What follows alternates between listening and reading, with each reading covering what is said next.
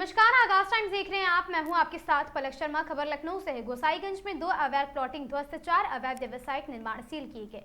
लखनऊ विकास प्राधिकरण ने शनिवार को गोसाईगंज में अभियान चलाकर लगभग 30 बीघा क्षेत्रफल में की जा रही 2 अवैध प्लॉटिंग पर बुलडोजर चलाया। वहीं गोमती नगर, चिन्हट, बीबीडी और सुशांत गोल्फ सिटी थाना क्षेत्र में भी 4 अवैध व्यावसायिक निर्माण सील किए गए हैं। प्रवर्तन जोन 1 के जोनल अधिकारी देवांश त्रिवेदी ने बताया है कि महेंद्र शुक्ला व अन्य द्वारा गोसाईगंज के ग्राम लक्ष्मणपुरवा व दुलारमऊ में भी लगभग 20 बीघा क्षेत्रफल में अनाधिकृत रूप से प्लॉटिंग का कार्य करते हुए अवैध कॉलोनी विकसित की जा रही थी। इसी क्षेत्र में दुर्गेश सोनी व अन्य द्वारा सुल्तानपुर रोड पर आपको बता दें स्थित ग्राम बक्कास में लगभग 20 बीघा क्षेत्रफल में प्लॉटिंग का कार्य किया जा रहा था। एलडीए से लेआउट स्वीकृत कराए बिना की जा रही इन दोनों अवैध प्लॉटिंग को ध्वस्त कर दिया गया। इसके अलावा गोमती नगर, चिन्हट, बीबीडी व सुशांत गोल्फ सिटी थाना क्षेत्र में अभियान चलाकर इस दौरान प्रहलाद सिंह, विकास सिंह, डॉक्टर विक्रांत सिंह, रईस हैदर, मोहम्मद इरफान व अन्य द्वारा किए जा रहे 4 अवैध व्यावसायिक निर्माण सील किए गए।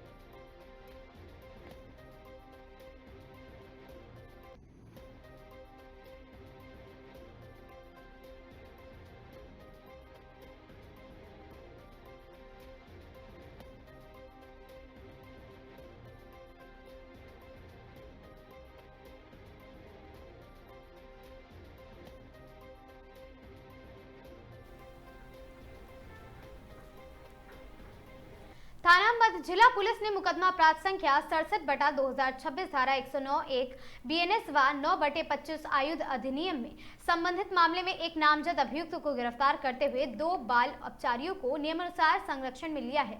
पुलिस ने घटना में प्रयुक्त 2 अवैध तमंचा और साथ ही 32 बोर व एक खोखा कारतूस भी बरामद किया है। घटना के संबंध में वादी ब्रजेश पुत्र कन्हैयालाल और साथी निवासी थाना क्षेत्र मध्य जिला द्वारा 24 अप्रैल 2026 को तहरीर दी गई थी, जिसमें आरोप लगाया गया कि विपक्षी अंशुल पुत्र प्रकाश निवासी ग्राम पारा थाना मध्य जिला व 2 अन्य बाल अपचारियों ने वादी की पुत्री पर अवैध शस्त्र से फायर कर उसे घायल कर दिया था और इस आधार पर पुलिस ने मुकदमा पंजीकृत कर जांच शुरू कर दी है। पूछताछ में यह तथ्य सामने आया कि पीड़ित की बहन और एक बाल अपचारी के बीच पूर्व में परिचय था और दोनों के बीच फोन पर बातचीत होती थी। कुछ समय से बातचीत बंद होने पर क्षुब्ध होकर बाल अपचारी ने अपने साथियों के साथ मिलकर घटना को अंजाम दिया है।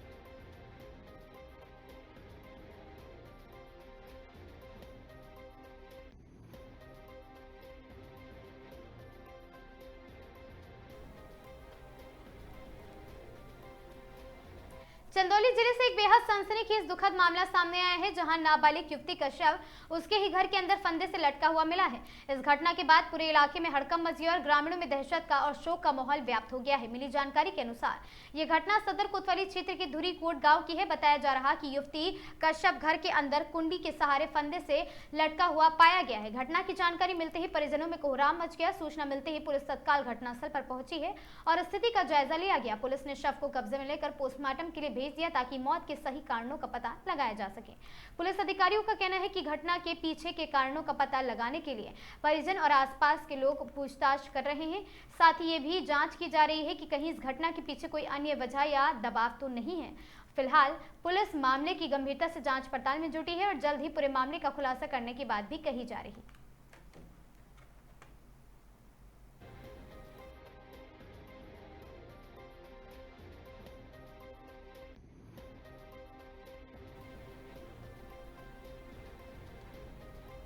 हरदोई के मलावा क्षेत्र स्थित गढ़ी रसूलपुर गांव में हुए चर्चित शिल्पी हत्याकांड ने अब राजनीतिक तूल पकड़ लिया। बताया जा रहा कि अखिलेश यादव गढ़ी रसूलपुर गांव जाकर शिल्पी के परिजनों से मिलेंगे, घटना की जानकारी लेंगे तथा न्याय दिलाने की और आश्वासन भरोसा भी देंगे। आपको बता दें कि इस दौरे के दौरान उनको लेकर स्थानीय प्रशासन, पार्टी कार्यकर्ताओं में भी तैयारी तेज हो गई है और शिल्पी हत्याकांड को लेकर क्षेत्र में पहले से ही आक्रोश का माहौल बना हुआ है और इस दौरे को राजनीतिक दृष्टि से भी अहम माना जा रहा है।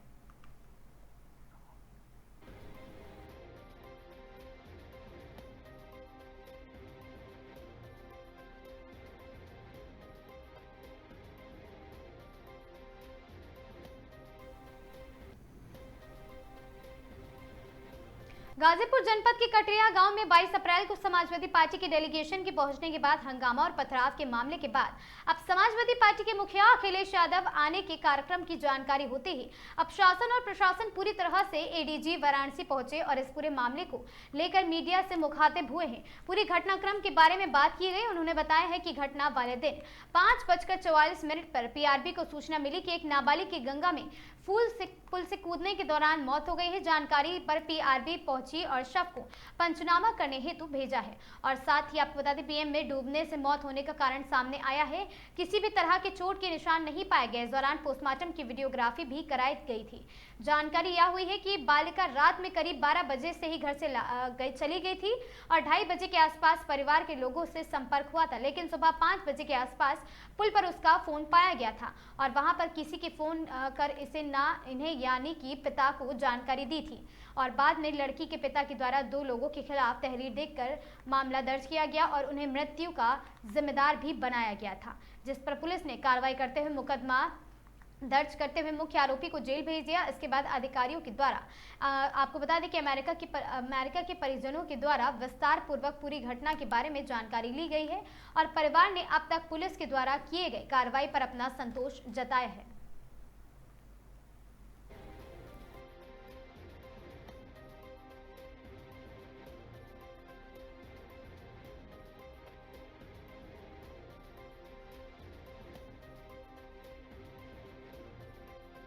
को गांव अटरिया, थाना करंडा, जनपद गाजीपुर के श्री सियाराम शर्मा द्वारा प्रातः 5:44 पर यूपी 112 को सूचना दी गई कि उनके घर से कुछ किलोमीटर दूर स्थित पुल से गंगा नदी में कूदकर डूबने से उनकी बेटी की मृत्यु हो गई है।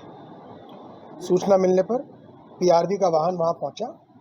शव का पंचायतनामा होने के पश्चात उसे पोस्टमार्टम हेतु मॉर्चरी भेज दिया गया।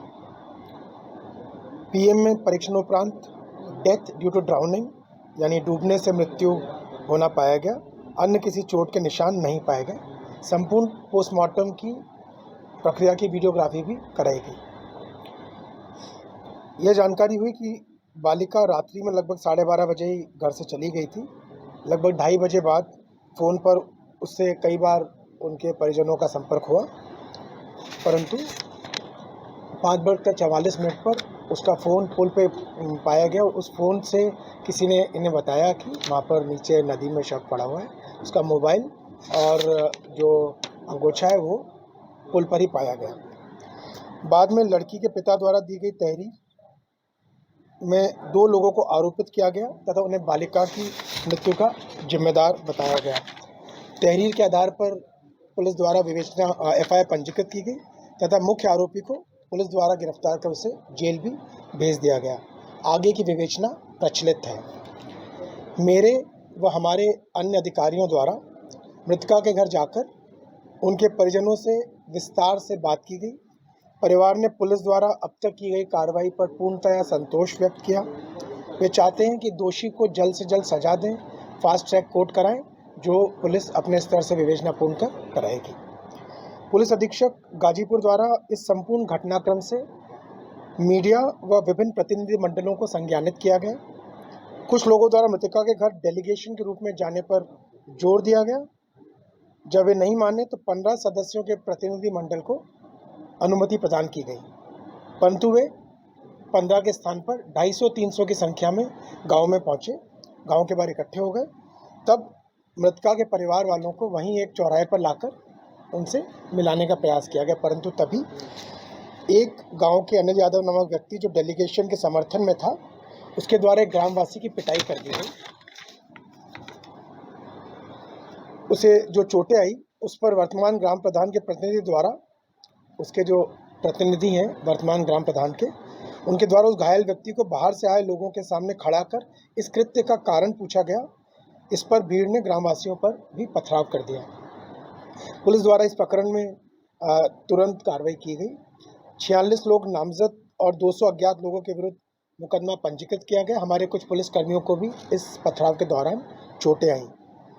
इस प्रकरण में, इस दूसरे मुकदमे में जो कि मूल मुकदमे से भिन्न है, उसमें 20 आरोपियों की गिरफ्तारी की जा चुकी है। मैं आप सभी के माध्यम से विभिन्न दलों के प्रतिनिधियों से अनुरोध करना चाहता हूं कि कृपया सही तथ्यों और घटनाक्रम से संज्ञानित हों, भ्रामक तथ्य व अफवाहें प्रचारित अथवा प्रसारित ना होने दें।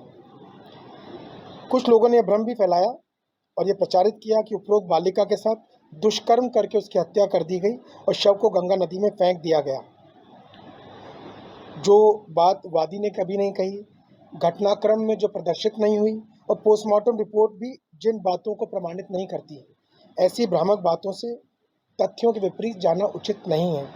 ऐसी बातों से परिवार व उनसे जुड़े आम जनमानस में अनावश्यक अशांति और रोष उत्पन्न होगा।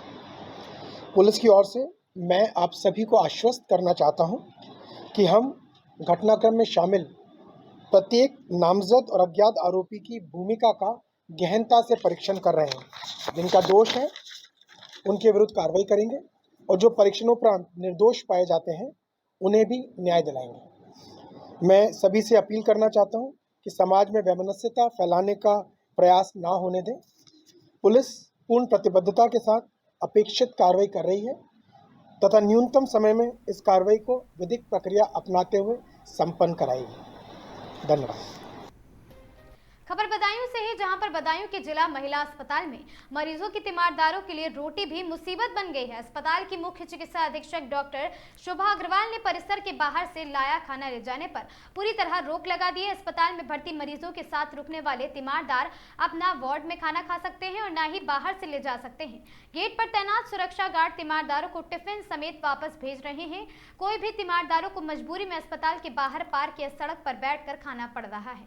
और साथ ही अस्पताल प्रशासन का तर्क है कि वार्ड में गंदगी ना फैले, इसीलिए यह कदम उठाया गया है। जारी गाइडलाइन में लिखा गया कि तीमारदार परिसर में खाना ना ला सकते हैं, पर वार्ड के अंदर या फिर खाने या गंदगी फैलाने पर रोक है। आरोप है कि सीएमएस ने इस गाइडलाइन को दिया है, दरकिनार कर दिया है और परिसर में खाना पूरी तरह प्रतिबंधित लगा दिया। अस्पताल में दूर दराज से आए तीमारदारों का कहना है कि हर वक्त होटल या ढाबे का खाना उनके बस की बात नहीं है। एक तीमारदार ने बताया कि मरीज को छोड़कर बाहर खाना ढूंढने जाए तो देखभाल कौन करेगा, और हर बार बाहर का खाना खरीदे तो जवाब दे जाएगी जेल।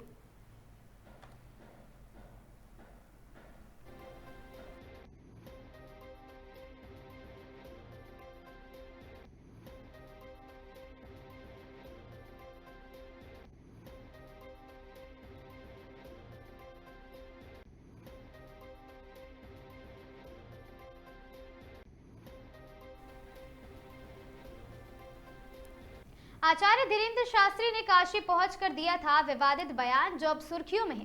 4 से 5 दिन पूर्व काशी में पहुंचे थे आचार्य धीरेन्द्र शास्त्री और साथ ही आचार्य धीरेन्द्र शास्त्री ने मीडिया से बात करते हुए कहा था, श्री काशी विश्वनाथ मंदिर के बगल में एक कलंक है जो जल्द हटेगा।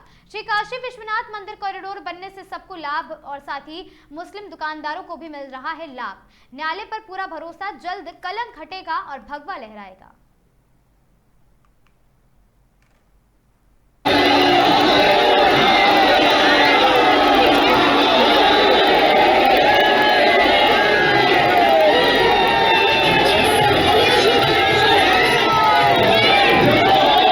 काशी विश्वनाथ की नगरी में हमें आने का सौभाग्य मिला और हम बार बार आते रहते हैं। हमारे गुरु का प्रेम यहाँ से जुड़ा है। हम यहाँ विशेष कुछ खास नहीं कहना चाहते, लेकिन काशी में विश्वनाथ जी के बगल में जो कलंक लगा हुआ है वहाँ जल्दी अभिषेक हो जाए, ऐसी भगवान से प्रार्थना कर रहे हैं। विश्वनाथ जी के बगल में कलंक के रूप में है, न्यायालय के द्वारा जल्दी फैसला आएगा और हमें भरोसा है वहां विश्वनाथ भगवान की कृपा से अभिषेक होगा, वहां भगवा लहराएगा। भैया बाबरी मस्जिद बारे में हम इतना ही कहेंगे, काशी में हिंदू भी रहते, मुसलमान भी रहते, जितना फायदा यहाँ के मुसलमान दुकानदार लेते हैं हिंदुओं की चढ़ोतरी से शायद कोई नहीं लेता होगा। यही सबसे ज्यादा हिंदुओं की उदारता का उदाहरण काशी में देखने को मिलेगा। और विश्वनाथ जी के दरवाजे से आप जैसे ही निकलेंगे, एक मजार है, वहाँ मुसलमान कम मत्था टेकते हैं, हिंदू ज्यादा टेकते हैं।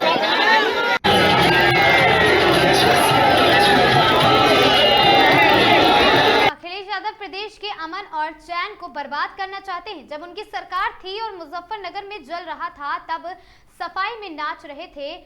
मुख्यमंत्री रहते हुए वे सफाई में नाच रहे थे। गाजीपुर के कटरिया में नाबालिग की मौत मामले में आज उत्तर प्रदेश सरकार के द्वारा पीड़ित परिवार का शासन की तरफ से बड़ी मदद करने के लिए प्रशासन के दूत ने रूप में पंचायती राज मंत्री ओम प्रकाश राजभर पहुंचे और उन्होंने शासन की ओर से 5 लाख का चेक और 1.5 बीघा जमीन के साथ ही एक मुख्यमंत्री आवास का कागज पीड़ित परिवार के सियाराम विश्वकर्मा को सौंपा है। और इस दौरान उन्होंने मुख्यमंत्री के द्वारा भेजे गए संदेश को भी सियाराम को बताया और कहा कि शासन आपकी हर मदद करेगा और कटिबद्ध भी है और आगे भी करती रहेगी मदद आपकी सरकार। उन्होंने मीडिया से बातचीत करते हुए कहा कि मुख्यमंत्री के निर्देश पर आज कटरिया गांव पीड़ित परिवार के पास पहुंचा हूं और आज मुख्यमंत्री के द्वारा भेजे गए 5 लाख का चेक और 1.5 बीघा जमीन के पट्टे का कागजात और आवास का पेपर पीड़ित परिवार को सौंपा है। और आपको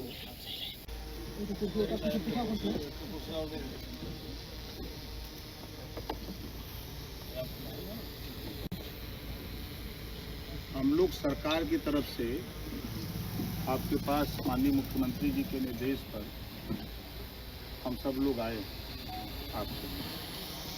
तो माननीय मुख्यमंत्री जी का निर्देश है कि आपके रहने की व्यवस्था नहीं है, तो एक प्रधानमंत्री आवास और आपको जमीन नहीं है, 1.5 बीघा जमीन पट्टा हुआ। आए हुए हैं, पीड़ित परिवार से मुलाकात भी किया, क्या बताएंगे? माननीय मुख्यमंत्री जी के निर्देश पर मैं और भाई एमएलसी माननीय हंसराज विश्वकर्मा जी, राज्यसभा सांसद संगीता बलवंत जी, जिला पंचायत अध्यक्ष पूनम मौर्य जी और हमारे साथी हैं जो मुख्यमंत्री जी के निर्देश पर हम लोग इधर आए हैं। वहाँ से जो निर्देश हुआ कि इनको 5 लाख रुपए की सहायता राशि के लिए चेक दिया, मुख्यमंत्री के यहाँ से मिला, और इनको 1.5 बीघा जमीन आवासीय खेती करें या पट्टा उसमें आवासीय कर लिए। मुख्यमंत्री आवास योजना के तहत एक इनको आवास देने का जो पेपर हम लोग लेके वहाँ से आए हैं, आपको सुपुर्द किए हैं भाई सियाराम जी को। ये माननीय मुख्यमंत्री जी के यहाँ से निर्देश है। जैसा कभी आप लोगों के सामने भाई सियाराम जी से हम लोगों ने पूछा कि पुलिस प्रशासन की तरफ से, सरकार की तरफ से आप या पुलिस की कार्रवाई से संतुष्ट हैं, तो आपने खुल के कहा कि हाँ, हम पुलिस की कार्रवाई से संतुष्ट हैं, क्योंकि जिस दिन एफआईआर हुई उसी दिन एक मुलजिम जो उसमें एफआईआर में नाम था उसी दिन जेल भेज दिया गया। और रही बात कि माहौल को बिगाड़ने के लिए खासतौर से समाजवादी पार्टी चाहती है कि जिले में अशांति हो, अमन चैन खराब हो, एक तुल दे रहे हैं जाति को। अगर हम कहें कौशाम्बी में यादव ने पाल की बेटी को मारा, मेडिकल रिपोर्ट भी आई, लेकिन वहां तो नहीं गए अखिलेश जी। फतेहपुर में मुसलमानों ने मारा यादव को, तो नहीं गए। और यहाँ बड़ी चिंता उनको लगी है कि गाजीपुर शांति माहौल है, पूरे प्रदेश में अमन चैन है, कहीं कोई न दंगा है न कहीं कर्फ्यू है, और माहौल को बिगाड़ने की कोशिश हो रही है। तो हम तो उनसे कहेंगे माननीय अखिलेश यादव जी से कि वहां भी जाइए, हम अगर चिट्ठा खोलेंगे आपका, कितने आपकी जाति के लोगों ने कितना रेप किया है, कितना हत्या किया है, कितना डकैती किया है तो लगेगा कि ओम प्रकाश राजभर गलत बोल रहे हैं, लेकिन सबूत के साथ हम बोलते हैं। तो हम तो उनसे कहेंगे कि गाजीपुर के माहौल को न बिगाड़ें। राजनीति करना है तो तमाम इशू है, खुल के आवे रोड पर, जनता के बीच में जाएं, अपना वोट मांगे, जनता को समझावें, सामाजिक न्याय की बात करें, लेकिन जिले का माहौल खराब करने की कोशिश करना ये गलत बात है। मंत्री जी, अभी तक तो समाजवादी पार्टी थी, अब राहुल और प्रियंका भी इस लड़ाई में कूद गए हैं। देखिए, राहुल और प्रियंका के विषय में मैं आपको बता दूं कि सच्चाई से तो उनको पता नहीं है कि क्या सच्चाई है, पहली बात। दूसरी बात कि राहुल जी जब दुनिया के किसी देश में जाते हैं तो भारत को ही कटघरे में खड़ा कर देते हैं। राहुल जी जब चुनाव आयोग के बदौलत सांसद हैं, चुनाव आयोग को भी कटघरे में खड़ा कर देते हैं, सुन लेते हैं और उसी को बोलने लगते हैं। सच्चाई को जाने, धरातल पे थे हमें। स्काई लैब की तरह विरासत में राजनीति मिली है, धरातल की बात को क्या जानेंगे, इस गरीब की पीड़ा को क्या समझेंगे। बाइक आके माइक पर बोल देना, प्रेस कर देना, ट्वीट कर देना, ये अलग बात है, लेकिन समाज में शांति का माहौल रहे, लोग अमन चैन से रहें, प्रदेश और देश विकास के रास्ते पर जाए, ये सोच देश के प्रधानमंत्री माननीय नरेंद्र मोदी जी की है, गृह मंत्री माननीय अमित शाह जी की है, उत्तर प्रदेश के मुख्यमंत्री माननीय योगी आदित्यनाथ जी की है। 9 साल में एक भी दंगा नहीं हुआ पूरे प्रदेश में, 75 जिले में, और 5 साल में अखिलेश जी मुख्यमंत्री थे, 1000 दंगे हुए, 1200 जन की हानि हुई। वो नहीं सोचते हैं कि मैं शासन था, मुजफ्फरनगर जल रहा था और सैफई में नाच देख रहे थे एज ए मुख्यमंत्री। यही माहौल प्रदेश का बनाना चाहते हैं। सूबे में एक संत महात्मा बैठे हैं, 9 साल से अमन चैन है। कोई भी छिटपुट घटना अगर हो रही है तो 24 घंटे के अंदर पुलिस उस अपराधी को, अपराध करने वाले को जेल के सलाखों में पहुंचाने का काम कर रही है। ऐसे में अब जो 29 तारीख का जो उन्होंने ऐलान किया है आने का, क्या लगता है ये सब देखने के बाद उन्हें आना चाहिए या क्या होगा? पहले सच्चाई को जान लें, जो वो कह रहे हैं। पहले किसी चीज को कहने से पहले जो आरोप लगा रहे हैं, उनके लोग जो बता रहे हैं, उस सच्चाई को जान लें, परिवार से पूछ लें। जो आरोप लगा रहे हैं 100%, मैं कह रहा हूं 100% झूठा है। मैं सबूत साक्ष्य दूंगा उनको, एक एक बिंदु को जानता हूं। जिस दिन घटना हुई उसी दिन मैंने कप्तान साहब से बात हुई हमारी, उस दिन उन्होंने पूरी बात बताई। फिर मैंने करंडा एसएचओ से बात की, सीओ से बात की, तो सारी बात, उसके बाद फुटेज वगैरह सारी चीज मिले। पीएम रिपोर्ट बता रहा, तो पीएम को हम लोग सब लोग मानेंगे कि अब अखिलेश जी की रिपोर्ट को मानेंगे? उनके लोग जो रिपोर्ट भेज दें अखिलेश जी को, वही सही है। वही कहावत है कि खाता न बही जौन अखिलेश का वह सही।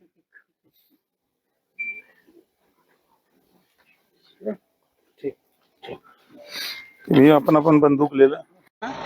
सियाराम शर्मा, ग्राम कटरिया। सियाराम जी, आपकी बेटी का जो मौत का मामला हुआ, उसके बाद लगातार राजनीति गर्म हुआ। ऐसे में आज पंचायती मंत्री आपके घर पर आए थे, क्या बतलाएंगे, किस तरह की क्या बातें हुई? बात तो मंत्री से तो वैसे कुछ नहीं हुई। मंत्री जी ने 5 लाख का चेक दिया और 1.5 लाख ठेक दिया, एक आवास दिए।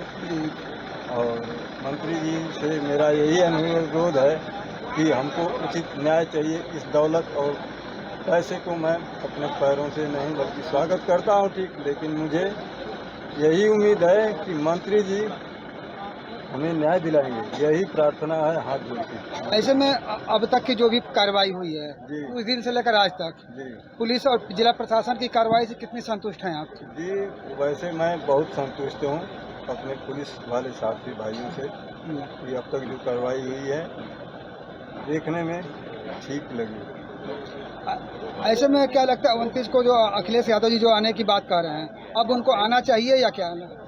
अब सर, अब अगर ये लोग आते हैं और आए भी थे और पार्टी तो दंगा हुआ और दंगे में हमारे गांव के कुछ लोग घायल हुए, हमारे या सचिव साहब को चोट लगी हमको बचाने में, तो इसलिए मैं ये चाहूँगा कि ये दंगा फसाद जो है किसी तरह से रुक जाए। तो मतलब अखिलेश यादव को मतलब क्या चाहते हैं, आए या ना आए? सर, अब इस बात को हम उनको रोक नहीं सकते हैं, क्योंकि इतनी पावर तो हमारे है नहीं, क्योंकि ये हम गरीब आदमी, किसी तरह से रोटी खाने वाला आदमी, हम इस बात को कैसे कह दें कि हम उनको रोक सकते हैं? ये तो पावर सरकार के पास है।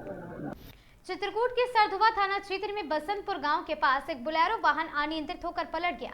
इस हादसे में वाहन में सवार 7 लोगों में से 3 गंभीर रूप से घायल हो गए। स्थानीय लोगों की मदद से सभी घायलों को तुरंत वाहन से बाहर निकाला गया और नजदीकी अस्पताल में भर्ती कराया है।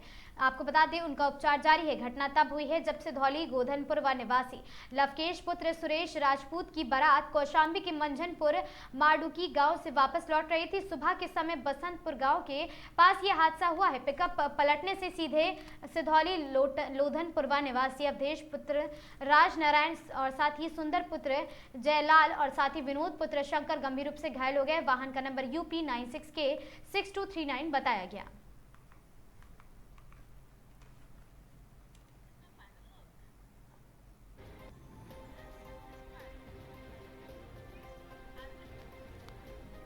तेज रफ्तार के चलते सड़क पर हुआ दर्दनाक हादसा। तेज रफ्तार ट्रक ने बाइक को मारी जोरदार टक्कर। मां बेटे सहित 3 लोगों की मौके पर मौत। शादी समारोह से लौटते समय ट्रक ने बाइक को मारी है जोरदार टक्कर। मौके पर पहुंची पुलिस ने परिजनों को फोन से जानकारी दी और ट्रक छोड़कर चालक मौके से फरार हो गया। मामले की जानकारी मिलने के बाद परिवार का रो रो कर बुरा हाल है। पूरा मामला जनपद के थाना कोतवाली देहात क्षेत्र का बताया जा रहा है।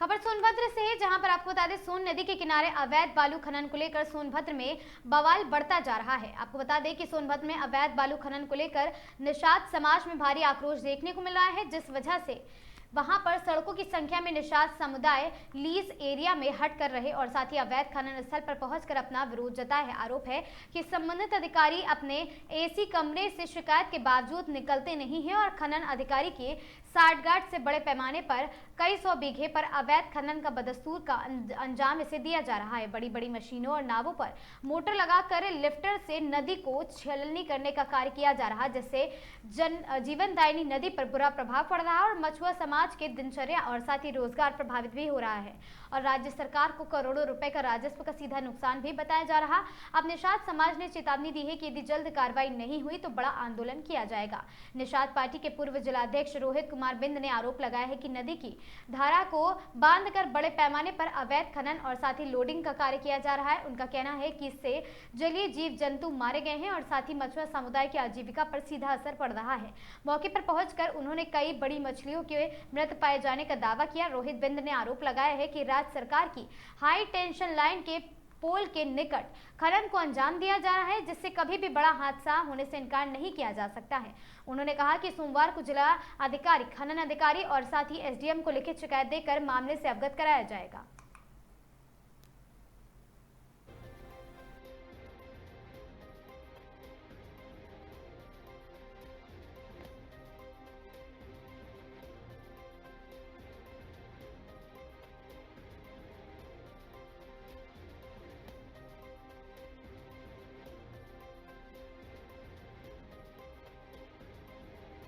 टिपिकल है और यहाँ पे ट्राइबल्स भी बहुत हैं, तो इनको लेके कैसे साथ में चलेंगे।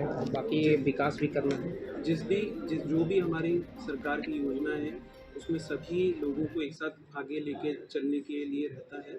हम जितनी भी योजना है उसमें सभी लोगों की भागीदारी लेते हुए उनको हम लोग क्रियान्वित करते हैं। अभी आज होमगार्ड किस चीज़ को चैलेंज मानते हैं, क्या चैलेंज रहेगा?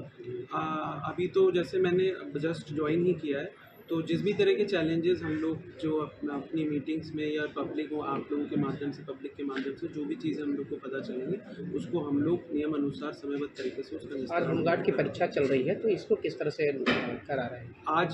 आज से 3 दिवस के लिए जो है होमगार्ड की परीक्षा सोनभद्र में भी जो है आयोजित की जा रही है। उसमें हमारे 6 सेंटर्स हैं। 6 सेंटर्स पे सभी जगहों पे जो है परीक्षा सुचारू रूप से चल रही है। 2 पाली में सर्विस में किया जा रहा है 10 से 12 और 3 से 5 में। सभी जगह सेक्टर मजिस्ट्रेट पुलिस के माध्यम से CCTV के माध्यम से व्यवस्था सुचारू रूप से करी जा रही है। मेरे और यहाँ के SP द्वारा भी कुछ सेंटर्स को विजिट किया गया। हम लोग हर पाली में सेंटर्स को विजिट कर रहे हैं। प्रायर भी हम लोग। खबर औरैया से है, जहां औरैया फफूंद थाना क्षेत्र के ग्राम पुरवा कुशल में शनिवार को संदिग्ध परिस्थितियों में एक महिला का शव नाले में मिलने से सनसनी फैल गई। सूचना पर पहुंची पुलिस ने ग्रामीणों की मदद से शव को नाले से बाहर निकलवाकर पोस्टमार्टम के लिए भेज दिया है। थाना फफूंद ग्राम पुरवा कुशल निवासी 40 वर्षीय शकुंतला पत्नी राजू भदौरिया शनिवार सुबह करीब 11 बजे घर से लापता हो गई थी। परिजनों और ग्रामीणों ने उनकी काफी तलाश की। ग्रामीणों के अनुसार मृतका का पति भी पत्नी से गाँव में इधर उधर खोज रहा उसे, और साथ ही लोगों से नाले की ओर भी तलाश करने को कहा गया था। और साथ ही शाम करीब 5 बजे गांव के पास एक बड़े नाले में महिला का शव पड़ा दिखाई दिया है। आपको बता दें कि जिसके बाद हड़कंप मच गया। नाले के किनारे खेत में मृतका की साड़ी और चप्पल पड़ी मिली है, जिससे मामला और भी संदिग्ध हो गया। ग्रामीणों का कहना है कि नाले में केवल घुटनों तक का पानी था और इतना पानी नहीं था कि कोई व्यक्ति सामान्य परिस्थिति में डूब सके, और इसी कारण घटना को लेकर गांव में दबी जुबान से कई तरह की चर्चाएं हो रही। ग्रामीणों ने पहले बताया कि यह राजू की दूसरी पत्नी थी और पहली पत्नी रानी देवी ने भी ट्रेन से कटकर आत्महत्या कर ली थी और उसे एक बेटा था जिसकी करंट लगने से मृत्यु हो गई थी। वहीं अजीतमल क्षेत्राधिकारी मनोज मंगवार ने भी घटनास्थल पर पहुंचकर जांच पड़ताल शुरू कर दी। साक्ष्य जुटाए गए। पोस्टमार्टम रिपोर्ट आने के बाद मौत के सही कारणों का स्पष्ट पता चल सकेगा। ग्रामीणों के बीच ये चर्चा भी रही है कि मृतका और उसके पति के बीच अक्सर विवाद होता रहा है और वह आए दिन अपनी पत्नी के साथ मारपीट करता रहता था।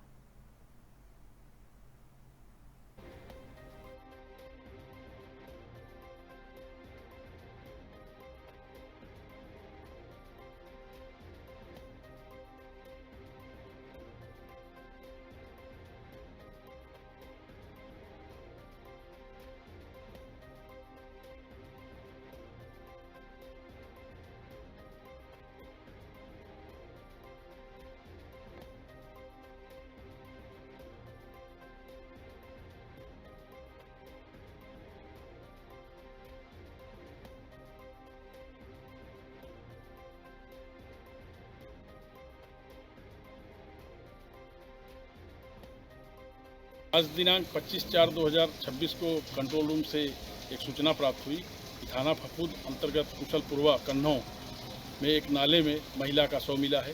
उक्त सूचना पर तत्काल फफूंद पुलिस मौके पर पहुंची। शव की शिनाख्त शकुंतला पत्नी राजू निवासी कुशलपुरवा कन्नौ थाना फफूंद उम्र 48 वर्ष के रूप में हुई। परिजनों से जानकारी करने पर पता चला कि महिला का पति नशे का आदी है, अक्सर महिला के साथ मारपीट करता है। आज भी महिला के पति द्वारा महिला के साथ मारपीट की घटना कारित की गई थी। उप संदर्भ में महिला के पति राजू को हिरासत में लेकर पूछताछ की जा रही है। अन्य विधिक कार्रवाई प्रचलित है। शव को पोस्टमार्टम हेतु मोर्चरी भिजवा दिया गया है। मौके पर कानून व्यवस्था की स्थिति सामान्य है। सोनभद्र जनपद को नया नेतृत्व मिल गया है। 41वें जिलाधिकारी के रूप में चर्चित गौड़ ने पदभार ग्रहण कर लिया। पदभार संभालने के बाद उन्होंने मीडिया से बातचीत करते हुए अपनी प्राथमिकताएं स्पष्ट की हैं। नवागत जिलाधिकारी ने कहा कि केंद्र व राज्य सरकार की सभी जन कल्याणकारी योजनाओं को जमीनी स्तर तक प्रभावी ढंग से पहुंचाना उनकी पहली प्राथमिकता होगी। उन्होंने जन सुनवाई को लेकर भी सख्त रुख अपनाते हुए अपनी शिकायतों का समयबद्ध निस्तारण किया जाएगा और किसी भी प्रकार की लापरवाही बर्दाश्त नहीं की जाएगी। साथ ही अधिकारियों को निर्देश दिए कि जनता की समस्याओं का प्राथमिकता के आधार पर कार्रवाई सुनिश्चित करें। और साथ ही जिलाधिकारी ने सोनभद्र को सुंदर और संभावनाओं से भरा जिला बताते हुए इसके समग्र विकास के लिए प्रतिबद्धता भी जताई है।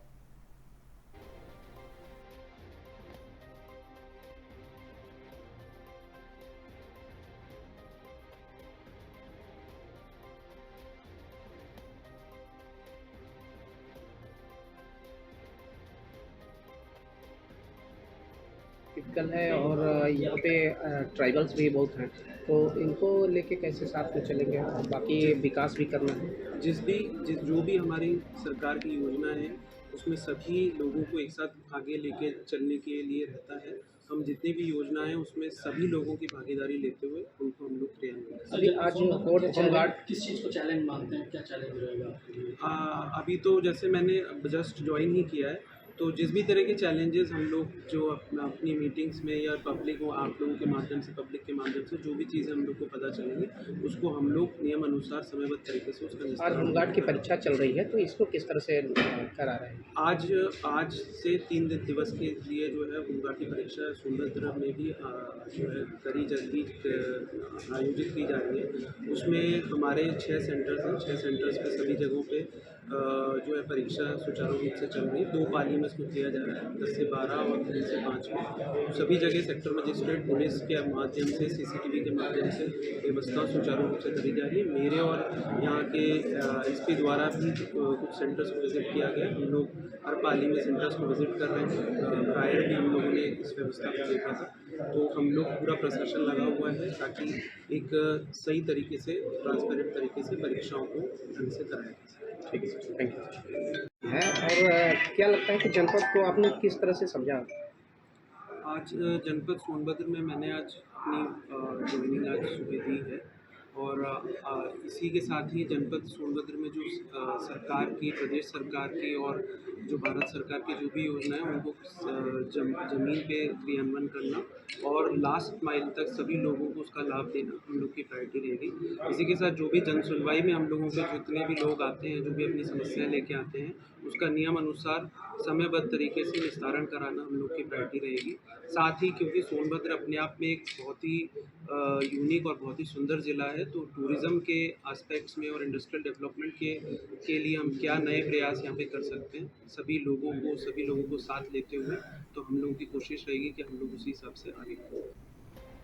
लखीमपुर खीरी जिले के भारत नेपाल सीमा पर बाजारों की रौनक पूरी तरह गायब हो चुकी है और व्यापारियों के सामने आजीविका का गंभीर संकट खड़ा हो गया। नेपाल सरकार द्वारा हाल ही में लागू किए गए सख्त सीमा शुल्क भंसार नियमों का असर जिले के इंडो नेपाल बॉर्डर पर सटे बाजारों पर साफ दिखाई देने लगा है। खास तौर पर आपको बता दें, गौरी फंटा क्षेत्र के बनगवा बाजार में इन दिनों सन्नाटा पसरा हुआ है। जिस बाजार से पहले सुबह से शाम तक नेपाली ग्राहकों की भारी भीड़ रहती थी और साथ ही पैर रखने की भी जगह नहीं मिलती थी, वहां अब सड़कें और दुकान सूनी नजर आ रही हैं। इस बदलाव की मुख्य वजह नेपाल सरकार का वो नया फैसला है जिसके तहत अब भारतीय बाजारों में महज 100 रुपए से अधिक का सामान नेपाल ले जाने पर सीमा शुल्क यानी भंसार देना अनिवार्य कर दिया गया है। और साथ ही बनगवा बाजार की स्थिति सबसे ज्यादा चिंताजनक है क्योंकि यहाँ की व्यापार का लगभग 90% हिस्सा पूरी तरह से प्रभावित हो चुका है।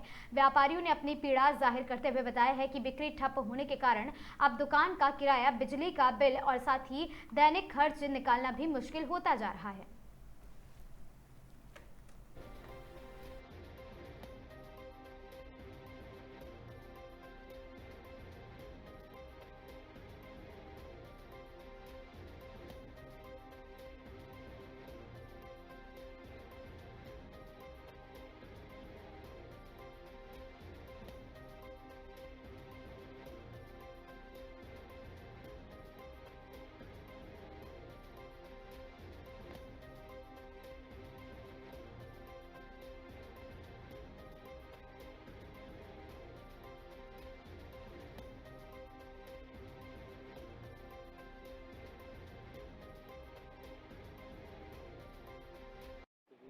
क्या नाम है आपका? इस पूरी बाजार आपकी सुनी पड़ी है, क्या कहना चाहते हैं? जी, मैं राम गुप्ता हूँ, बालाजी वस्त्रालय बनगांव हमारी दुकान है और काफ़ी समय से पहले ग्वारी फंटा थी। आज जो नेपाल में 100 रुपये ऊपर से भंसार की गई है जो, वो हम व्यापारियों के लिए बहुत गलत है। हम लोग डेली रोज़मर्रा की चीज़ें बेचते हैं, नेपाल को सुविधाएँ देते हैं उस चीज़ की, मतलब जैसे कपड़ा हो गया, किराना हो गया, फुटकर यहाँ दुकानदारी है। 100 रुपये से ऊपर की भंसार जो कर दी, यहाँ पर ग्राहक आना बंद हो गया है। और यही अगर कुछ सहूलियत इसमें गरीब जनता नेपाल की ज़्यादा मरी है।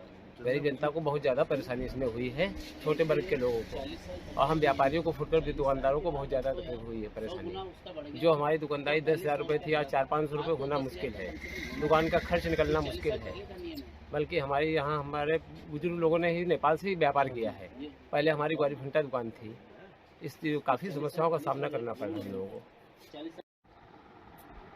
क्या नाम है आपका? आपकी दुकान कहाँ पे, क्या समस्या है? जी, ये बनगवा ग्वारी फंटा मार्केट है यहाँ पे और कपड़े का व्यवसाय है हमारा।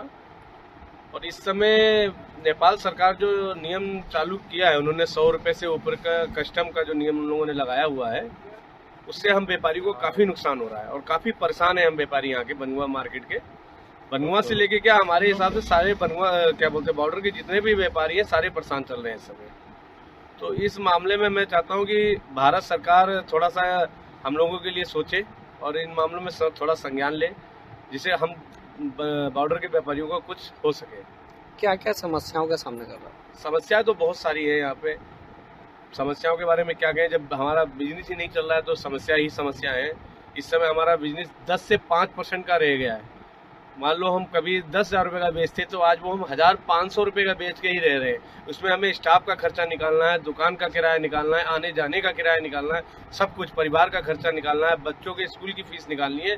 ये सब नहीं हो पा रहा है, बहुत ही मुश्किल हो रहा है हम लोगों के लिए। ज़्यादातर कौन से कस्टमर इन दुकानों पर आते हैं? जी यहाँ पे सारा नेपाली कस्टमर आता है और कोई नहीं, सारा नेपाली कस्टमर। हम लोगों का व्यापार ही नेपाली कस्टमर से है, आज से नहीं है। मेरा जन्म ही इसी बॉर्डर का है, तो मेरा जब से मैंने अपना होश संभाला है तो सारे नेपाली ही कस्टमर यहाँ पे आना जाना है हम लोगों का। अब वो नहीं आ पा रहे? अब वो नहीं आ पा रहे। अब उनके क्या कहना है, बातचीत हुई, क्या बोलते?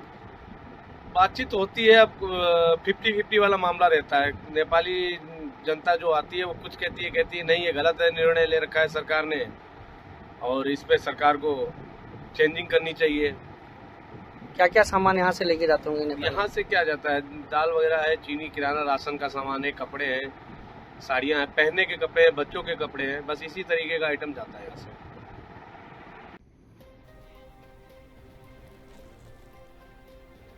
सोन नदी के किनारे अवैध बालू खनन को लेकर सोनभद्र में बदलाव बढ़ता जा रहा है। अवैध बालू खनन को लेकर निषाद समाज में भारी आक्रोश देखने को मिल रहा है, जिस वजह से सैकड़ों की संख्या में निषाद समुदाय लीज एरिया से हटकर हो रहे अवैध खनन स्थल पर पहुंचकर अपना विरोध जताया है और आरोप है कि संबंधित अधिकारियों अपने एसी कमरे से शिकायत के बावजूद निकलते नहीं है और खनन अधिकारियों के साठगांठ से बड़े पैमाने पर कई 100 बीघा पर अवैध खनन का बदस्तूर अंजाम दिया जा रहा। घटना को बड़ी बड़ी मशीनों और साथ ही नावों पर मोटर लगाकर लिफ्टर से नदी को छलनी करने का काम किया जा रहा है। निषाद समाज ने चेतावनी दी है कि यदि जल्द कार्रवाई नहीं हुई तो बड़ा आंदोलन किया जाएगा। निषाद पार्टी ने पूर्व जिलाध्यक्ष रोहित कुमार बिंद ने आरोप लगाया कि नदी की धारा को बांधकर बड़े पैमाने पर अवैध खनन और ओवरलोडिंग का कार्य जारी है, जिससे कभी भी बड़े हादसे से इनकार नहीं किया जा सकता। रोहित बिंद ने आरोप लगाया कि राज्य सरकार की हाई टेंशन लाइन के पोल के निकट खनन का कार्य को अंजाम दिया जा रहा है।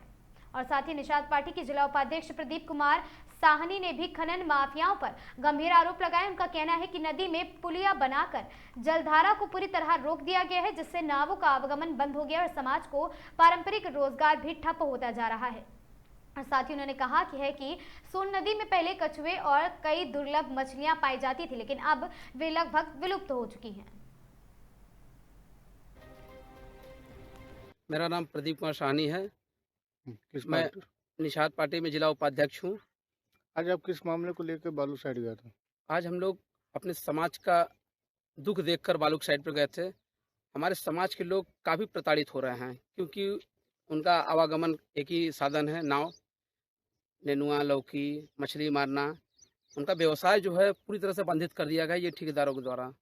ये कब से स्थिति ऐसा हुआ? ये हर साल या 3 साल से समथिंग इन लोग की साइड चल रही है, लेकिन अभी तक तो ये सीमित में थे, नदी को बंधित नहीं कर रहे थे। अब ये क्या कर रहे हैं कि पुलिया बना के पूरी नदी को ब्लॉक कर दे रहे हैं, जिसमें से नाव का आने जाने का रास्ता पूरा बंद हो गया है और बीच में नाव फंसी हुई है। ना तो नाव इधर जा सकती है ना उधर जाते, और वहाँ पे निषादों का खेत है और मछली मारने का जो धंधा है वो भी पूरा ठप है, पूरी तरह से बंद हो गया है। सरकार के लिए क्या मतलब, आप सरकार को क्या कहना चाहेंगे? अभी हम लोग अपने गार्जियन के साथ जाएंगे, हमारे जो जिलाध्यक्ष हैं और प्रदेश के सचिव हैं, जो भी हमारे सोनभद्र में जो नेता हैं उनके साथ में जाएंगे, जिलाधिकारी के पास भी जाएंगे, एसडीएम साहब भी जाएंगे और आवेदन देंगे और बताएंगे कि जो उचित कार्रवाई हो उनके खिलाफ उचित कार्रवाई करें, क्योंकि ये पूर्ण रूप से अलीगल कर रहे हैं। किस साइड का मामला? ये तो साइड का देखिए नाम तो नहीं पता, लेकिन ये महलपुर हम लोग गए थे, अगोरी से लेके अगोरी से महलपुर तक हम लोग गए थे, और ये जितनी भी साइडें हैं पूरी की पूरी अवैध, ये पूरे नदी को ब्लॉक करके ये बालू खनन कर रहे हैं। बालू खनन कर रहे हैं, ठीक है, आप अपना करिए, आपने ठेका लिया हुआ है, लेकिन आप निषादों का रास्ता ब्लॉक नहीं कर सकते हैं, ये नियम के विरुद्ध है। आप नदी को ब्लॉक करके कोई भी खनन नहीं कर सकते हैं, ये एकदम अपराध है। क्या कोई निषाद का 6 महीने का ठेका हुआ जिसे चालू भी नहीं होने दे रहा? हाँ, एक हमारे जिला मिर्जापुर के ठेकेदार हैं, उनका कुछ टाइम 1.5-2 महीने साइट चली थी, तो किसी प्रकार से उनकी साइट को बंद कर दिया गया था। और आज पूरे मामला में जांच होने के बाद जो भी प्लांटी था वो भर दिया गया है, फिर भी उनकी साइट नहीं चलाई जा रही है। क्या कारण है? कारण यही है कि अगर बाहुबलियों का राज है, बाहुबली का साइट चल रहा है, तो निषादों का कहाँ चलेगा। मतलब निषाद राज के लिए कोई भी साइट अभी तक नहीं है? कोई साइट नहीं है। पहले जैसे कि समझिए कि आज से कुछ वर्ष पहले निषादों के नाम से ही साइट होती थी। आज ना तो निषादों के नाम से साइट हो रही है, और निषादों के पास वजह क्या है, नदी है। नदी से उनका जीवन चलना है, मछली मारना है, नदी के रास्ते अपना खेत से लौकी नेनुआ लाना है, बाजार में बेचना है। लेकिन अब तो सारा पूरा का पूरा बंधित कर दिया गया और निषाद एकदम प्रताड़ित हो चुके हैं। और उस साइड से आश्वासन दिया गया है कि 2 दिन के अंदर जितनी भी पुलिया बांधी गई है उसे हटा दिया जाएगा। अगर नहीं हटाया गया तो पूरा निषाद समाज और हम सभी मिलकर उसका विरोध करेंगे और एक बड़ा आंदोलन करेंगे। कभी सोन नदी में नौका विहार चलाने की बात हो रही थी, क्या ये सपना सच हो पाएगा? ये हमें तो नहीं लगता है कि ये सच हो पाएगा, क्योंकि इस प्रकार से नदी में पानी ही नहीं है तो नौका विहार कहाँ चल पाएगा। जब हर एक जगह पे पुलिया बना हुआ है तो कहाँ से नौका विहार चल पाएगा? पानी है नहीं नदी में। जितनी मछलियाँ हैं सब मर, अपने आप देख रहे हैं। मैं आपको दिखाया हूँ, मैं वीडियो भी लगाया था एक, उसमें जितनी मछली है अपने आप मर जा रही हैं। और 5-5 किलो की मछलियाँ मर जा रही हैं, बच्चे और बड़े जितने हैं सबके सब मर जा रहे हैं। क्या इसमें नदी में विश्व प्रसिद्ध मछलियाँ भी पाई जाती थी? जो मछलियाँ मृत हैं, क्या वो प्रसिद्ध मछलियाँ हैं? हाँ, बहुत अच्छी मछलियाँ हैं। रोहू अभी मैं गया था तो रोहू मछली थी, आज कम से कम नहीं तो 7-8 किलो की रोहू मछली थी। और ये रोहू मछली बहुत ही सुंदर मछली मानी जाती है। आज समझिए वहाँ पे कम से कम नहीं तो 15-20 मछली मरी हुई थी। क्या कछुआ पर भी कोई दिक्कत है? नदी में कछुआ पाया जाता है तो? कछुआ तो विलुप्त हो गए हैं, कछुआ का तो पता नहीं कि कछुआ है कहाँ। जी, रोहित कुमार बिंद। क्या हैं आप? जी, मैं निषाद पार्टी का पूर्व जिला अध्यक्ष रहा हूँ जनपद सोनभद्र का। आज क्या मामले को लेकर आप लोग बालू साइड पे गए थे और किस साइड पे गए थे? सुबह हमारे लोगों के माध्यम पता चला कि हमारे निषाद समुदाय के लोगों ने नदी के किनारे बालू साइट पर धरना दिया हुआ है। और सूचना प्राप्त होते ही मैं भी साइट पर गया, जहां हमारे लोगों ने देखा कि सोन नदी में पूरे नदी को बांधकर अवैध लोडिंग का कार्य कराया जा रहा है। मैं आपको बताना चाहता हूं कि जनपद सोनभद्र में, सोनभद्र ही क्या पूरे बिहार तक जीवनदायिनी रही है सोन नदी, जिससे हमारे मछुआ समुदाय की आजीविका चलती है। निषाद समाज के लोग नदियों में नेनुआ, लौकी, सब्जी का पैदा करते हैं और उस सब्जियों को नाव के माध्यम से बाज़ारों में ले जाते हैं, बेचते हैं। उनका रोजगार है नदियों में मछली मारने का, मछली मारते हैं। लेकिन अभी कुछ दिनों पहले देखा जा रहा है कि सोन नदी को पूरी तरीके से बांध दिया गया है, बांधकर अवैध लोडिंग की जा रही है, जिससे जलीय जंतु भी प्रभावित हो रहे हैं। मैंने देखा भी कि लगभग 2-2, 4-4, 5-5 किलो की मछलियाँ मरी पड़ी थी, सैकड़ों की संख्या में उनके बच्चे मरे हुए थे, जिसके लिए हम लोगों ने विरोध प्रदर्शन किया और हम लोगों ने साइट को बंद भी कराया। किस साइड का मामला? वहाँ पता चला कि भगवा साइड है, अब किसके नाम से ये तो नहीं मालूम है। रुद्रा माइनिंग।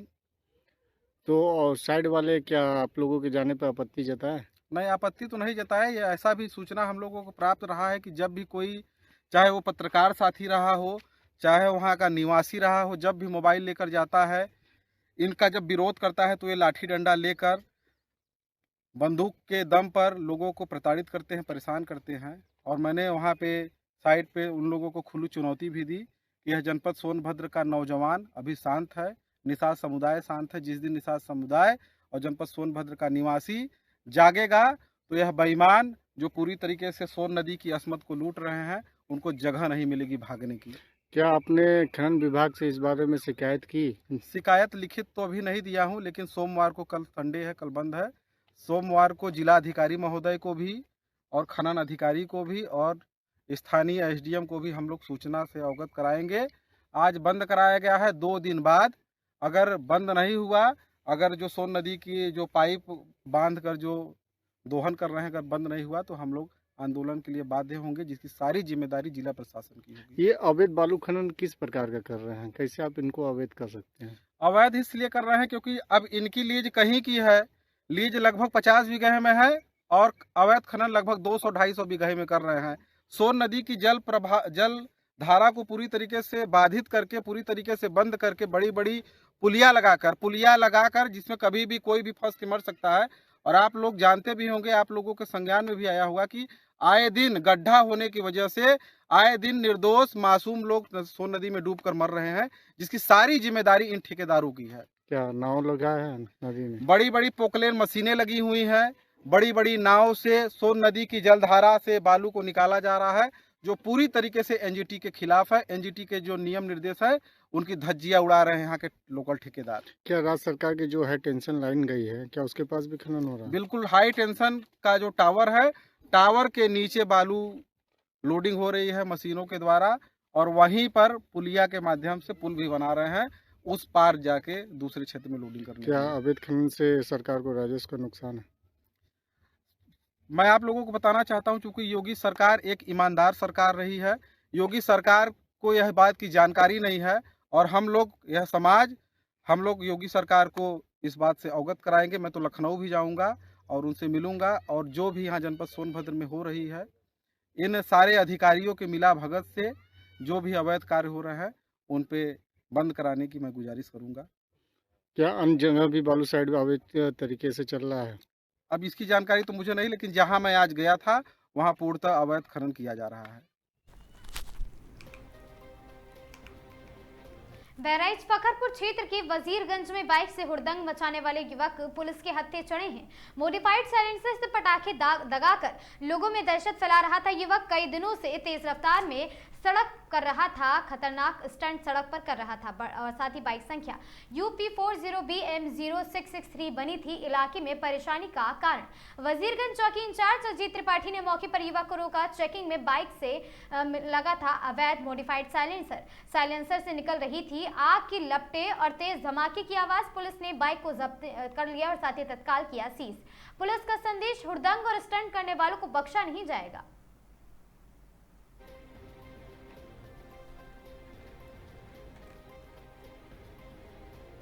कुंभ मेला 2027 में लोगों को साइबर क्राइम और ठगी से जुड़ी शिकायतों के लिए भटकना नहीं पड़ेगा। इस बार कुंभ मेले में अलग से एक साइबर थाना बनाया जाएगा, जिसमें आईटी और साइबर के एक्सपर्ट्स पुलिस कर्मियों की तैनाती रहेगी। और कुंभ मेला प्रशासन के साथ साथ कुंभ मेला पुलिस भी अपनी तैयारियों और रणनीति बनाने में जुटी हुई है। कुंभ मेला 2027 में लगभग 25 थाने बनाए जाने का प्रस्ताव सरकार को भेजा गया है। कुंभ मेला आईजी योगेंद्र सिंह रावत का कहना है कि मेले के लिए पुलिस फोर्स की तैनाती के लिए शासन से मांग की जा रही है और जल्द ये फोर्स मेले को मिल सकती है।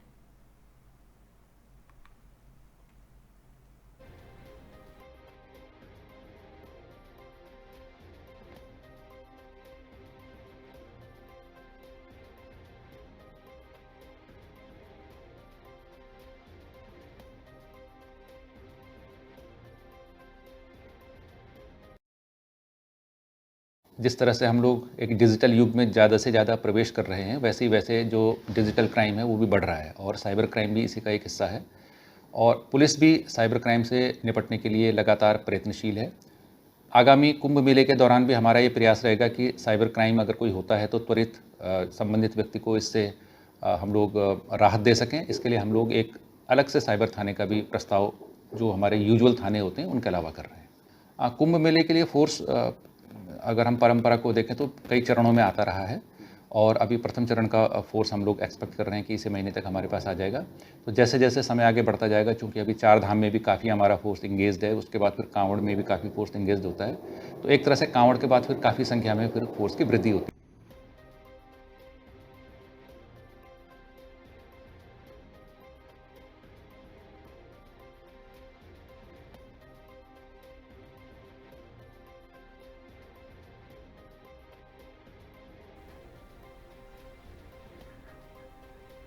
उत्तराखंड में 4 धाम यात्रा की तैयारियों को अंतिम रूप देने के लिए प्रदेश के पर्यटन मंत्री सतपाल महाराज ने आज ऋषिकेश स्थित यात्रा ट्रांजिट कैंप कार्यालय परिसर का स्थलीय निरीक्षण किया। इस दौरान उन्होंने अधिकारियों को यात्रियों की सुविधा और सुरक्षा सुनिश्चित करने के लिए कड़े दिशा निर्देश भी जारी किए। और साथ ही आपको बता दें कि निरीक्षण के दौरान महाराज ने पंजीकरण काउंटर, विश्राम गृह और यात्रियों के लिए उपलब्ध मूलभूत सुविधाओं को बारीकी से अवलोकन किया है। उन्होंने अधिकारियों से यात्रियों की समस्याओं को प्राथमिकता के आधार पर हल करने को कहा है। पर्यटन मंत्री ने बताया कि यात्रियों के पंजीकरण में किसी भी प्रकार की देरी या अव्यवस्था बर्दाश्त नहीं की जाएगी। मंत्री ने अधीनस्थ अधिकारियों को स्पष्ट किया है कि यात्रा के दौरान श्रद्धालुओं को कोई असुविधा न हो, पर संबंधित अधिकारियों को जिम्मेदारी तय की जाएगी। बातचीत करते हुए सतपाल महाराज ने कहा कि सरकार की प्राथमिकता है कि देश विदेश से आने वाले प्रत्येक श्रद्धालु को एक सुगम और सुरक्षित यात्रा का अनुभव दिया जा सके। महाराज ने यात्रियों से भी अपील की है कि वे मौसम की जानकारी लेकर अपना पंजीकरण करवा कर ही यात्रा शुरू करें, ताकि मार्ग में उन्हें किसी परेशानी का सामना ना करना पड़े।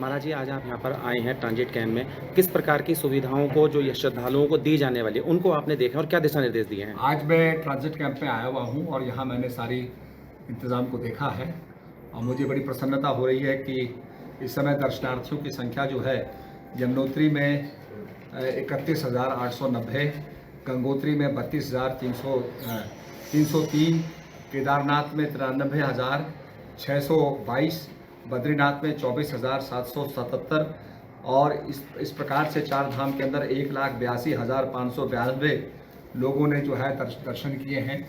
तो अपने आप में बड़ी संख्या है और ये बड़ी प्रसन्नता की बात है। इसके साथ साथ जो पंजीकरण हुआ है, क्योंकि पंजीकरण से लोग जो है ऑनलाइन करा लेते हैं तो यहाँ पर नहीं आते हैं, तो पंजीकरण भी जो है आपके 22,61,664 यात्रियों ने पंजीकरण कराया है, जिसमें हेमकुंड साहब भी है, जिसमें 25,377 लोगों ने पंजीकरण कराया है। तो इसकी सुविधा भी मिल रही है। 30 काउंटर हमारे यहाँ पर लगे हुए हैं, 20 काउंटर हमारे हरिद्वार में हैं और 20 काउंटर हमारे इस समय विकास नगर में हैं। तो इनसे काफ़ी जनता की सुविधा हो रही है। सुबह शाम यात्रा का थोड़ा सा प्रभाव होता है, तो उस रूप में काफ़ी भीड़ होती है। अब दिन में भीड़ नहीं है, फिर भी यात्रियों के विश्राम के लिए यहाँ तंबू लगे हुए हैं और यात्री उनमें विश्राम कर सकते हैं। सुविधाएं सब ठीक हैं। मैंने मेडिकल को भी देखा। केवल पुलिस विभाग के अंदर जो ट्रांसमीटर होना चाहिए था बातचीत करने के लिए, वो लगा नहीं है, अभी लग जाएगा। मैंने एसपी साहब से बात की है तो इसको तत्काल लगा देंगे। बाकी सुविधाएं ठीक है और मैं चाहता हूँ कि हमारी यात्रा सरल हो और सुगम हो और सुरक्षित हो, यही हमारा जो है। इसके साथ साथ हमें तीर्थ पुरोहितों से भी मेरा प्रार्थना है कि जो कैरिंग कैपेसिटी धाम की है, उस कैरिंग कैपेसिटी का ध्यान रखें, ओवरफ्लो ना करें। तो कैरिंग कैपेसिटी बहुत ज़रूरी है और इस बात को हमें समझना होगा। बस के अंदर अगर 40 यात्री आते हैं तो 40 में से आप 45 यात्री कर सकते हैं, पर 60 यात्री नहीं बैठा सकते हैं आप। तो इस प्रकार से carrying capacity is very very important, जिसको हमें समझना होगा, इम्प्लीमेंट करना होगा। यही मैं आग्रह करना चाहता हूँ। और ये देवभूमि है, यहाँ देवता निवास करते हैं, इसकी सफाई का इंतज़ाम हमने रखना है। जो हमारी बॉटल्स हैं, प्लास्टिक है, ये सबको जो डस्टबिन होता है उसमें डालें और कचरे के टोकरी में डालें और जगह ना बखेरें, क्योंकि देवभूमि को अगर हम गंदा कर रहे हैं तो भारत माता को हम दूषित कर रहे हैं। तो ये भावना हमारी नहीं होनी चाहिए। गंगा इसलिए यहाँ पर साफ है कि उसमें प्रदूषण नहीं होता है। तो इसी भावना के साथ सबसे बड़ी पूजा, सबसे बड़ी सेवा यह है कि हम देवभूमि को स्वच्छ रखें। यही मेरा आग्रह है। मंत्री जी, चारधाम यात्रा जब से शुरू हुई है, जो आंकड़े इस समय पर हैं, क्या आपको लगता है कि पिछले वर्ष की तुलना में इस बार यात्रा जो है वो बढ़ोतरी वृद्धि करेगी, संख्या बढ़ेगी? मैं समझता हूँ बढ़ेगी, क्योंकि जैसे नीचे गर्मी होगी, लोग पहाड़ की तरफ आएंगे। पांडव लोग भी नीचे युद्ध कर रहे थे, पर गोत्र हत्या से मुक्त होने के लिए हिमालय की तरफ आए और स्वर्गारोहण हुआ। तो यहाँ पहाड़ की तरफ निश्चित रूप में लोग आएंगे और मैं समझता हूँ कि इसके लिए हमें तैयार भी रहना पड़ेगा और निश्चित रूप में इस भावना के साथ कि हम लोगों का अभिनंदन करें, वंदन करें। ये क्योंकि हमारी यात्रा जो है ये bread and butter of Uttarakhand है। इसके साथ साथ मेरा ये भी आग्रह होगा कि आप यात्रा को ब्रेक जर्नी जरूर करें, रास्ते में कहीं ना कहीं विश्राम जरूर करें। उससे क्लाइमेटाइजेशन होता है, जलवायु के अनुकूल आपकी बॉडी जो है अभ्यस्त हो जाती है, नहीं तो बड़ी दिक्कत होती है। तो इसलिए क्लाइमेटाइजेशन के लिए आप एक जगह कहीं ना कहीं 1-2 जगह रेस्ट करें। हमारे कई ऐसे स्थल हैं, अगर आप केदारनाथ जाते हैं तो नीचे कालीमठ है, कालीमठ का आप दर्शन कर सकते हैं, कालशिला का दर्शन कर सकते हैं, ऋच महादेव का आप दर्शन कर सकते हैं, और भी वहाँ पर ऊखीमठ स्थान है, और भी बहुत से स्थान हैं जहाँ पर भगवान कृष्ण के पोते अनिरुद्ध का और उषा का विवाह हुआ था। तो ये सब आपको देखने को मिलेगा उत्तराखंड के अंदर। इसके साथ साथ तुंगनाथ जी का दर्शन करिए। इसके साथ साथ अगर आप बद्रीनाथ की तरफ आते हैं तो वहाँ पर आपको कार्तिकेय स्वामी के दर्शन करने को मिलेंगे, और भी बहुत से स्थलों को दर्शन करने को मिलेंगे। तो अपनी यात्रा को थोड़ा सा विराम देते हुए आप ले जाएंगे तो यात्रा आपकी बड़ी मनोरम, बड़ी सुंदर होगी और बड़ी लाभकारी होगी। यही मेरा आपसे। मंत्री जी, इस बार जो दो देशों में युद्ध छिड़ा था उसको लेकर जो एलपीजी की कमी है, लोगों के अंदर इस बात का डर है कि अगर वो यात्रा पे आते हैं तो उन्हें शायद भोजन पानी की कमी जो भ्रम है वो कैसे होगा? एलपीजी की कमी के लिए माननीय मुख्यमंत्री जी ने पूरे कदम उठाए हैं, एलपीजी की कमी नहीं होनी पाएगी। इसके साथ साथ हमने लोगों को कहा है कि लकड़ी को भी आप जला सकते हैं, वैकल्पिक भी कर सकते हैं। हमारे पहाड़ों में तो लकड़ी जलाई जाती है, केवल गैस का उपयोग तो लोग केवल चाय बनाने के लिए करते हैं। तो यहाँ सब चीज़ का बंदोबस्त है। मैं सभी यात्रियों से ये प्रार्थना करूँगा कि संकोच ना रखें। ये भगवान की यात्रा है, तपस्या की यात्रा है। निश्चित रूप में अपनी मनोकामनाओं की पूर्ण करने के लिए उत्तराखंड के अंदर देवभूमि में यात्रा करें। धन्यवाद। धन्यवाद। इन खबरों में आज के लिए बस इतना ही। ऐसी खबरों से लगातार जुड़े रहने के लिए बने रहें हमारे साथ और देखते रहें आगाज टाइम्स।